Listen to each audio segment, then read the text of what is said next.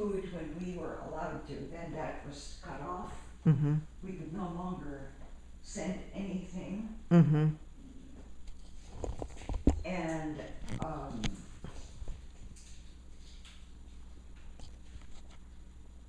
when we could no longer send anything, by coincidence, we were living near Santa Tomas. So that opened up a new chapter in our life. Mm-hmm. Would you like some tea? I'll have water later. Okay. That opened up a new chapter. When we were there, we were on Calle Asturias, which was the street that was led to the back gate of the camp. Mm. And we were only 7 houses away from the back gate of Santo Tomas. And on that street, we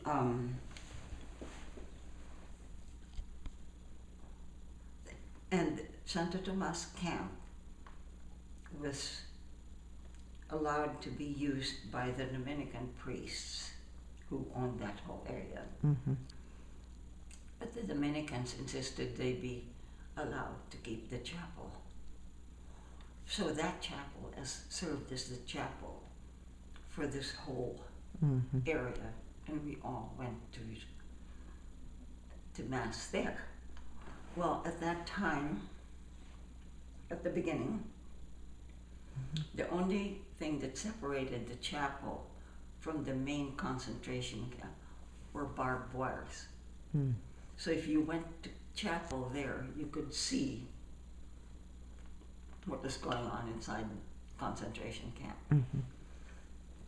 The big buildings were here, the gymnasium was here, and the old men were kept in the gymnasium. My grandfather was there. Mm-hmm. So we'd go to church this way, and he would come out of there to go to the main building to line up for food. Mm-hmm.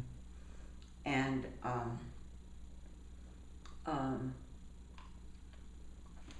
we didn't know if he recognized us, but he would sometimes look, but no signs whatsoever. We didn't make any signs. It was just too dangerous. Mm-hmm. Mm-hmm. And one day, in fact,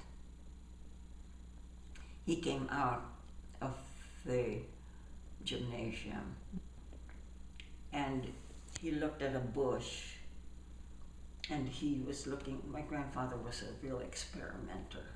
Mm-hmm.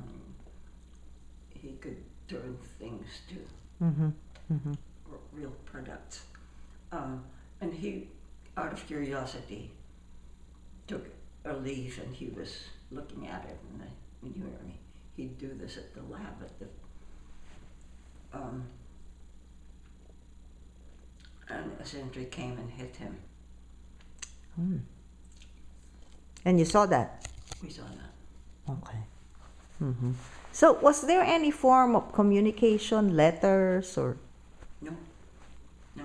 Oh.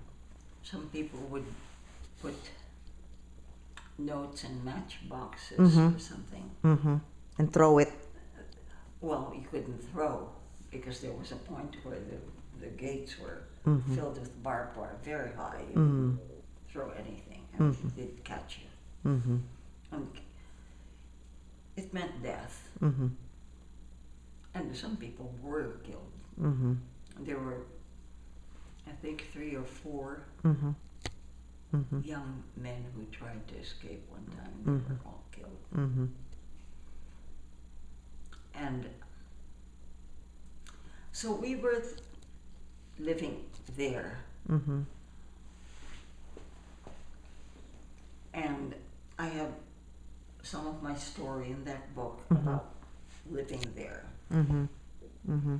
There were things that I didn't include in that book because they were a little bit too horrifying for general public. Mm-hmm. What was that? Well,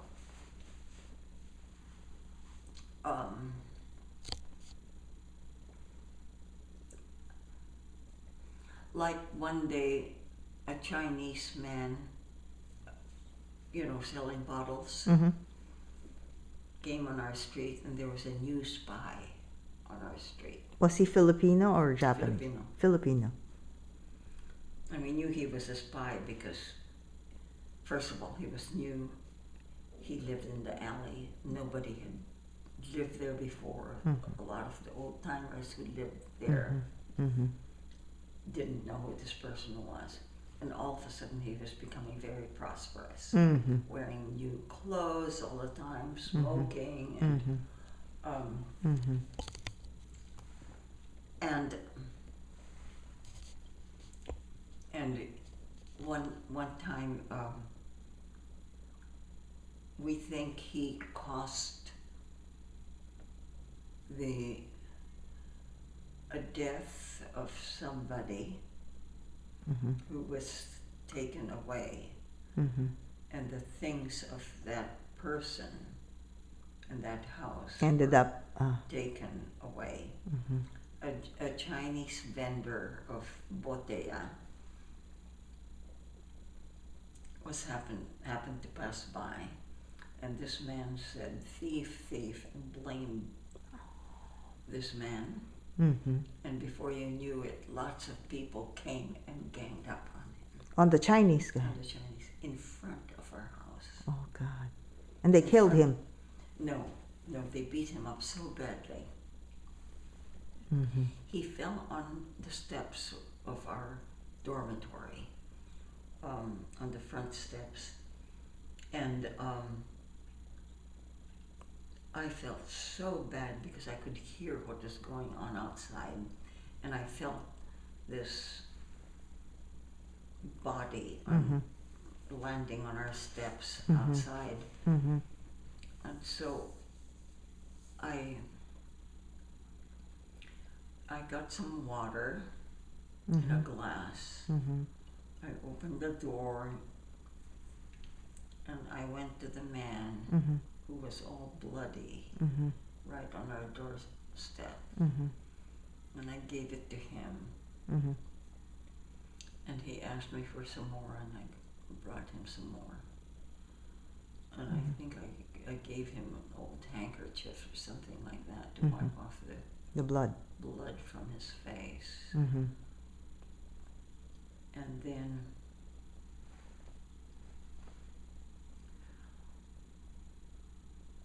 And then he walked. I guess when he was well again, he walked away. But the street was very quiet. It was empty at that point. Mm-hmm. I think everyone knew Mm-hmm. what they had done. Mm-hmm. Another bad thing that happened there was we kids would start playing on the street, and very quiet. There were no cars around, and so the street was ours, and we'd play patintero, or we even had a Santa Cruz on once, and we had another parade one time. And we'd walk all the way from the Pita on the back of the Santo Tomas gate, all the way to Laon-Lacan, which is the cross street here. And in that cross street, the Japanese would hit anyone they had. Mm.